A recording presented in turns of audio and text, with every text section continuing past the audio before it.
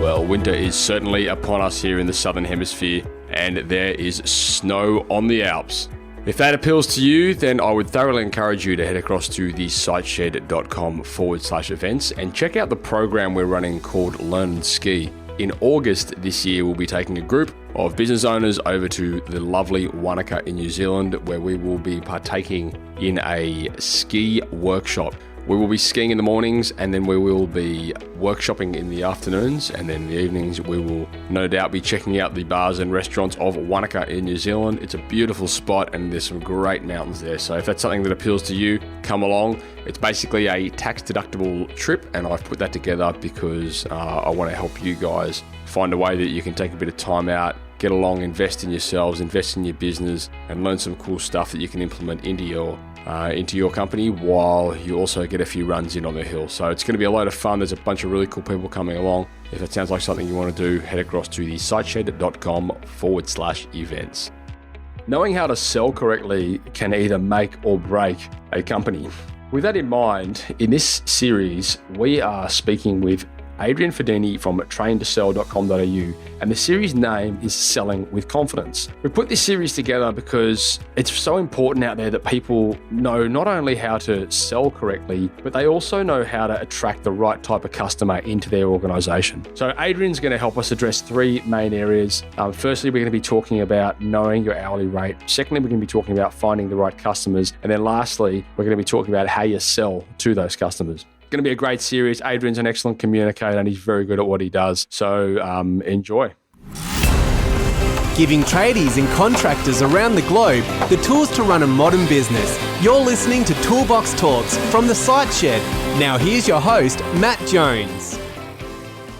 Hello and welcome back to Toolbox Talks. My name is Matt Jones, and today you are joining us on the Selling with Confidence series that I'm conducting with friend and co-host Adrian Fadini from traintosell.com.au. If you missed Adrian's, we actually did an episode with Adrian a little while back. If you missed that, go back and check it out. Adrian actually comes from a plumbing background and he's got a pretty cool story to tell. Adrian, welcome to the microphone. Thank you very much for having me again, Matt. No worries, mate. Maybe for the listeners, do you just want to give us a quick rundown for those that missed the last episode we did with you? To give us a bit of a rundown on your background? Absolutely, mate. I owned a company called Plumber To The Rescue for about 10 years. Sold it back in 2012 to Tim Cook from Mr. Washer. And for 2 years, I was part of the contractor start to stay on as the BDM. In that period, I always knew I liked sales, but I really discovered that it was my next, I guess, career path, and ended up becoming a global partner of Brian Tracy, and now have a whole bunch of different clients all the way through trades up to corporates. So it's that's my new career. Good on you. And you're a married father of two, is it? Correct. I have a little boy named Ari and a little girl named Zara, and my wife's name's Nadia. So we are big campers. That's what we're doing. In fact, we're going next week, mate. Good on you. All right, awesome. Well, look, thanks for joining us in this series. As you've alluded to, you're now sort of pretty heavily invested in the selling arena, sales arena, and obviously I like what you've been doing out there. So I've asked you to come on the show to maybe just give our listeners a bit of a insight to some of or what you consider, I suppose, key factors that we'd like to cover off on. And in this series, I know we've broken this down into three parts. We've got knowing your hourly rate, finding the right customers, and selling to the right customers. Why did we decide to go down that path in this series? It's a really great point, starting with knowing your hourly rate. I'll start with a little story. I guess, Matt's probably the best way to get into it. I started working back in 1998 with a company called Drain Savers in Bondi. And after about 4 months of working with Drain Savers, I decided I was going to go start my own business. And I did the exact same thing that probably 99.9% of all other tradies do, is I said, well, my boss is charging X amount. Let's say it's $50 an hour or $100 an hour. I'll be really smart and really cool and clever, and I'll go and charge a little bit less, and I'll get all these clients and all these customers. And all of that decision process is based in emotion, and none of it's actually based in science or fact. And it's actually, I think it's quite detrimental to the industry at the moment, because there's a lot of people that actually don't know their break-even point. They don't know what the cost of actually running a business is. and they've just plucked the number out of like the baseline is what the boss used to charge, I'll charge less kind of situation. Yeah. And it sets out a false expectation to the market on what the going rate is for a tradie. So I'm very much a science-based, fact-based, I guess, sales trainer. It's not just about sales; it's understanding where your starting point is, and we have basically tools that we can discover what the overheads are of the business. We can break them down between fixed costs and actually cost of sales, and then we can work out what the hourly rate, even though we sell as flat rate, what we can work out the hourly rate to be inside one of our like a pricing book or a pricing software program. Yeah, cool. All right, well, that's good. So we may as well dive into that first episode, knowing your hourly rate. Who are we speaking to in this episode? Look, I think the first, I guess, target audience would be the guys just starting out, the guys that are maybe still working for somebody, thinking about making a move on to greener pastures. And they, maybe they've saved up enough money. They've already got a ute at home, but meanwhile still using the boss's ute at work. And they've got an eye. They're still obviously doing a good job at work, but they've got an eye out the door and they're thinking of starting. I strongly, strongly recommend, and I think we're going to have a link on your site or my site for a little spreadsheet, but start with understanding what you're getting into before you take the plunge. Okay, can you elaborate on that? Sure. So if everyone goes, I'm going to go start my business tomorrow, and back to what I said earlier, let's say the boss is charging $100 an hour. I'm going to go out there and charge $80, $90 an hour. Meanwhile, most guys, when they're first starting out, don't necessarily take in all the unforeseen costs, your insurances. You basically could have a whole bunch of, I guess, licenses and whatnot, stuff that you kind of think, I've got my truck, my petrol and my materials. And then they don't really think too much past those kind of points. Mm-hmm. When you have a spreadsheet laid out in front of you, and even if you might not have those expenses at the time, you start to have to kind of estimate what they would be, or you'd ring up your insurance company and find out what your public liability is going to cost, what your vehicle insurance is going to cost, what your workers' comp, if you're going to pay yourself a salary. So then you start to get an idea of what expenses are going to pop up, and even adding in a little bit of a few columns for miscellaneous, because there's always some surprises. Yeah. And that way you can start to work out backwards from the spreadsheet that we'll provide. You can start to work out exactly where your hourly rate should be at. And then perhaps rather than jumping completely out of working for somebody, you can maybe start on the weekends or start working like most people do. Start subcontracting for one day a week or something while you're building up your clientele. Yeah, you know what? That's something I wish that I had done when I went into my business instead of just I sort of went down the egocentric path of sort of throwing the towel in and diving straight into my own business, and it was the stupidest thing I ever did. I should have really eased in and kept working in a job and sort of buffered myself that way. Yeah, look, it's especially with more of a creative business like yours, you definitely have overheads, but nothing compared to a plumbing company. You know, people like you break a tool, you break something else. Where's that factored into your hourly rate? You know, there's a lot of things that if you stick to time and materials. Some people don't charge for heavy drills, they don't charge for ladders, they don't charge for everything else, but your hourly rate is for labour only. It's not for all the other equipment, because they're going to break and they're going to degenerate over time, so then you're going to need to replace them. So I'll be charging on top of your hourly rate, if you are still at time and materials, charging higher rates for all the extra tools that you're using.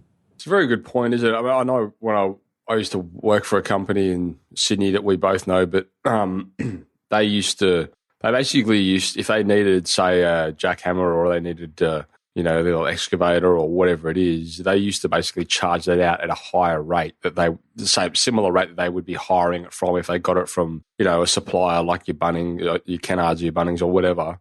They would charge it out at a sort of a rental rate. Absolutely. Is that kind of what you're talking about? Exactly what we're talking about. Yeah, it's exactly what we used to do before we moved to flat rate. And I think it's just a mindset, really, Matt. Because why wouldn't you do that? You know, your labour rate is your labour rate. It says it in the name, labour rate. So why would you go and buy all these tools, all these extra expenses, and therefore not charge them out? Like Kennards Hire Kennards Hire makes a multi-million dollar business out of it, And there's a reason, because people need those extra tools and extra equipment. So why not charge for it? Yeah. So you just then touched on flat rate, and I know flat rate sort of has a good and a bad reputation within the industry, and I suppose it's been abused in some instances. What's your take on flat rate? Look, I'm a big fan of flat rate. I think it's probably one of the best things the plumbing industry has ever done. First of all, 99% of all other industries basically charge flat rate. You don't go to a restaurant and ask for your hamburger just to break up the parts of the bun and then the ham and then the piece of meat in the middle and the lettuce, and how much does that cost? And it's really the time of the, let me go back a bit to the time and materials. Time and materials really set us tradies up to be inquisitioned by our customers. Oh, how much is this going to cost? How much is that going to cost? And then we became very, very defensive and very much, I guess, at the on the back foot when we were in a negotiation or in a selling situation with a client, because we opened ourselves up to divide up the whole cost of something, whether it be a block drain or laying some gutter or whatever the case may be. And then we said, oh, here's our labour rate, here's our material rate.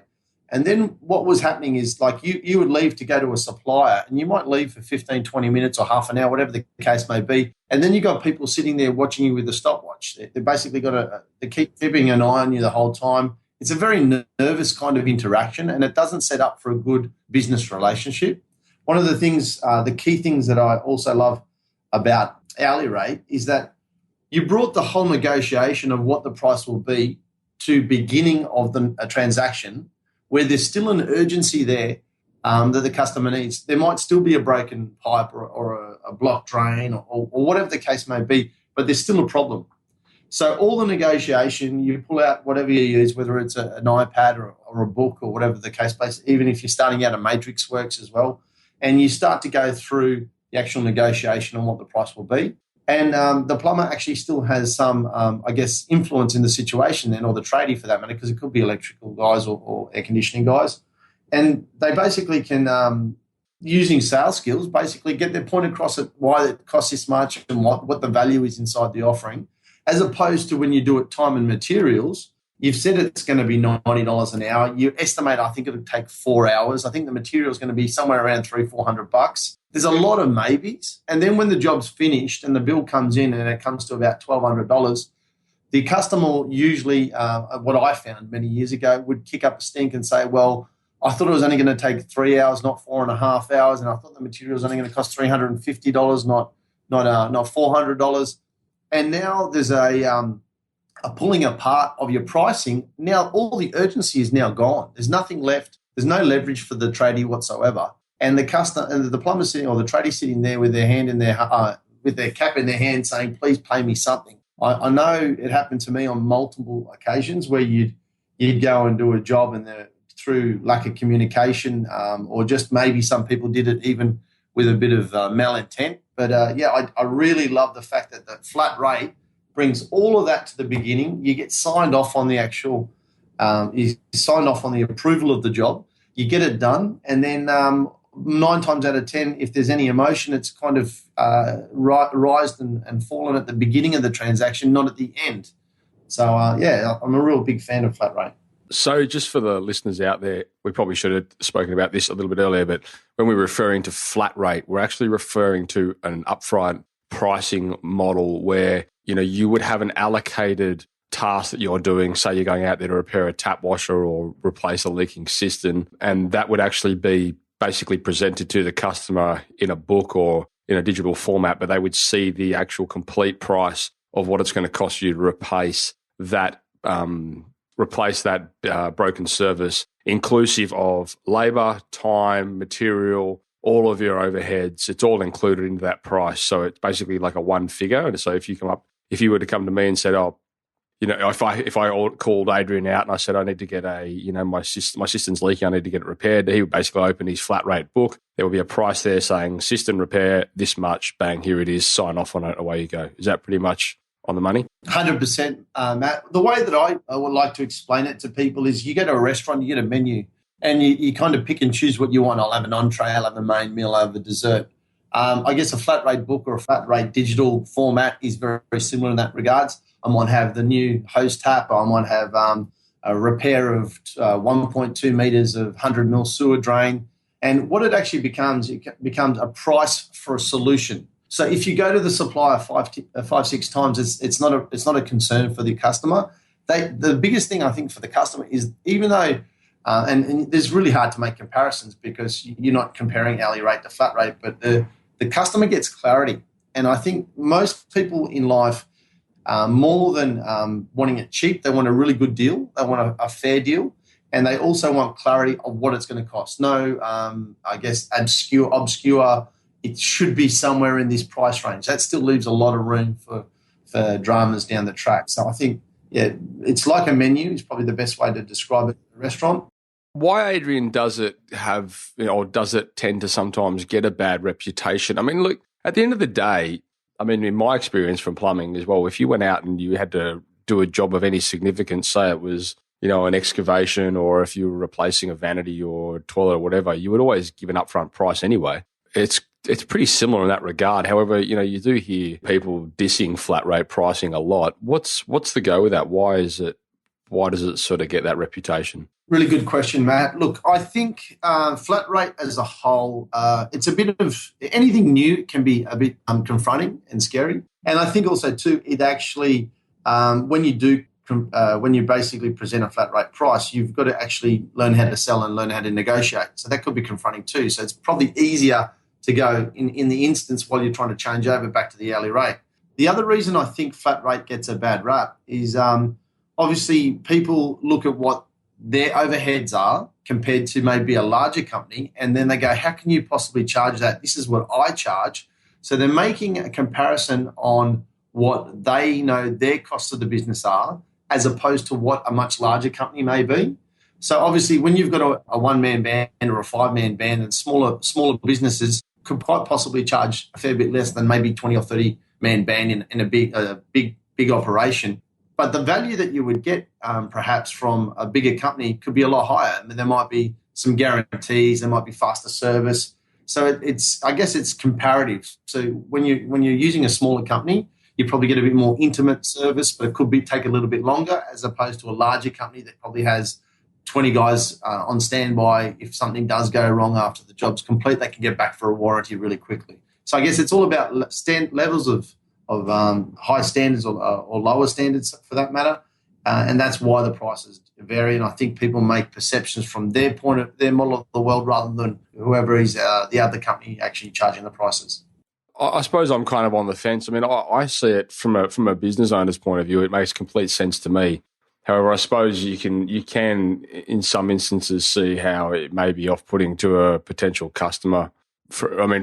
Purely from a price point of view. But I mean, look, in reality, I suppose if it's sold the right way, then my always experience is that it's been good, and I've used it before by all means, and I think it's fantastic. And when you say you need to be better at negotiation, I didn't find that was actually really the case, because I mean I found that when I had a flat rate pricing model in place, it was a matter of, well, you open the book and the price is right there in front of them, so they're less likely to argue with it because it's written there. It's like, the Bible, it's written in the Bible. Whereas when I was pricing, absolutely, jobs, just quoting them up at, you rock up on site, quote hourly and all your labour and stuff, and that left it open to negotiation a lot more because there's a lot more variables in there that could be tampered with.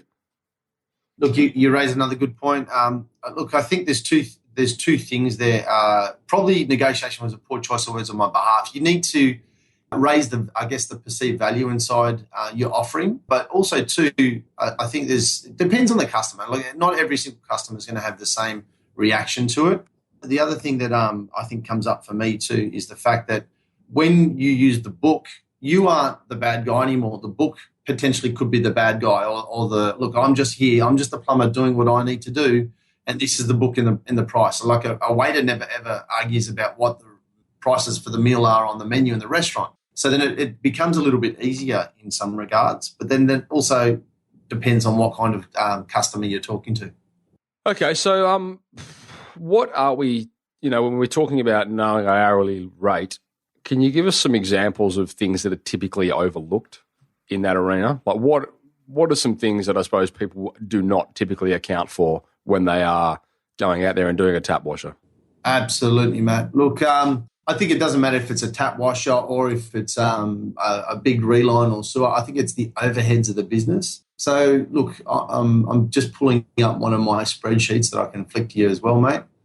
For the listeners as well, we'll, as Adrian alluded to before, we'll put, this is actually going to be available to you guys through the show notes. So if you are interested in getting hold of a document which does give you a list of, some of your overheads, then you can head across to the show notes and you can actually download that document so you've got a better idea and it can help you price better. So thanks very much for that, by the way, Adrian, in advance.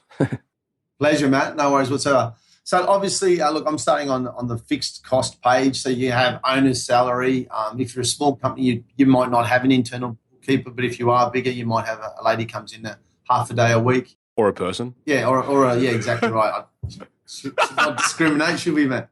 So, you look, starting from a bigger size company, you might have a sales rep or someone that does dispatch and whatnot. You might have someone that runs a warehouse for the bigger companies, office helpers, all of those roles, and also anyone in admin, anyone doing could be logistics stuff. They're not making you any money whatsoever. Okay, so they're all overheads that basically are coming out of what the guys in the field are making for you. Smaller companies, I guess they would forget about things like how much the actual SEO and TV and advertising and radio and whatnot. I mean, not many people advertise on radio these days, but any advertising costs. Why would you when there's amazing podcasts to listen to? Yeah, that's so true, mate. That's so true. I'll give you another plug in a second, but I remember when Ben Sainer said, get rid of your association membership and start listening to this podcast. I think it was a brilliant point. So, I think there's, especially for the younger guys too, starting out, when you go and spend, say, $2,000 a month on SEO or whatever the case may be, you have to know what you need to return. So if you're spending $2,000, like rule of thumb kind of stuff, you want to be getting $8,000 to $10,000 worth of work back from that, at least. So if you go and spend $2,000 and you're getting $2,500 back, you haven't made any more money. So that's a factor to consider. I guess if you've got some account clients, if you're taking them out for lunch and making sure they're well entertained and looked after, make sure they're feeling loved and special, so there could be some costs there. There also are bank charges, credit card expenses. If you're starting out and you're probably funding the business through credit cards or overdraft, there'll be probably somewhere near $500 a month possibly in extra expenses there. Donations and I guess subscriptions. But luckily, the site shed's free, Matt, so there's no cost there. Insurance, general liability, workers' comp, vehicle insurance, all these things we kind of take for granted. Oh, yeah, I paid my insurance, but no one really pays attention in the early days on what it costs. There's also office expenses. You could have stationery, computer IT staff, computer breaks. And I think that's one of the big ones too. You go, well, I've got a new computer. I don't have to look after it. Well, it might be new 2 years ago, but you're going to have to replace that computer in another 12 months. So if you're not factoring in replacement costs of vehicles, computers, any plant and equipment, you're basically going to, what you're saying on the rates that you're at, you're going to keep the same equipment for the next 10 years, which is not realistic. Also, too, uniforms. I think every plumber, no matter what, or Sparky or air conditioning guy for that matter, should always have a nice clean uniform. It adds value to the business. Also, most importantly, I guess educating yourself, training, listen to podcasts once again, Matt, and mobile phones, all the utilities, vehicle expenses, maintenance on the vehicles, leases, fuels, and so on. And I guess that comes more from the fixed the overheads side, but on the more so on the actual tradie side, on the guys that are actually in the field, out in the trucks. I think one of the biggest things is it's an 8-hour day. I'm going to bill 8 hours. I think that is such a mistake if you're in maintenance. I think the reality is you're going to bill probably 4 hours a day. So what we call that is the capacity model. How much capacity can you actually achieve in one day? So if it's an 8-hour day, everyone works 8 to 10 hours a day. They're doing a bit of OT. But the hours that you bill are something very different from the hours that you work. And I think that's one of the other really, really big pieces. That's a really good point. Because I mean, especially if you're coming from a city or living in a city. I mean, when you're living in a city like Sydney, travel time it can take you 2 hours to get from one side of Sydney to the other in peak hour, maybe more. If you're not allowing for that in your pricing, you're kidding yourself. Absolutely, mate.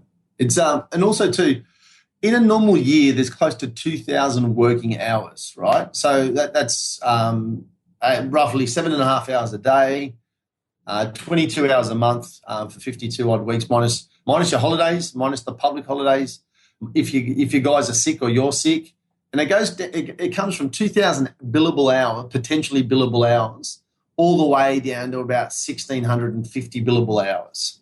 So that's before you add in the capacity model. But I don't want to get into too much detail because we'll lose the listeners, but they can definitely check out the spreadsheet and have a good look at it. Okay, cool. So, Adrian, where's a good starting point for these listeners? You know, what's a takeaway? Where should they get started? Beautiful. A couple of things. I would start, first of all, by knowing your numbers, by just simply filling out the spreadsheet we're going to provide. Second thing, before you actually go and select a flat rate system, whether it be a book or digital or whatever the case may be, you could start with a simple matrix. Once you've worked out your hourly rate, you could run a bunch of scenarios of hours, like half an hour, hour and a half, 2 hours, and so on, down at, say, an Excel spreadsheet on the left-hand side.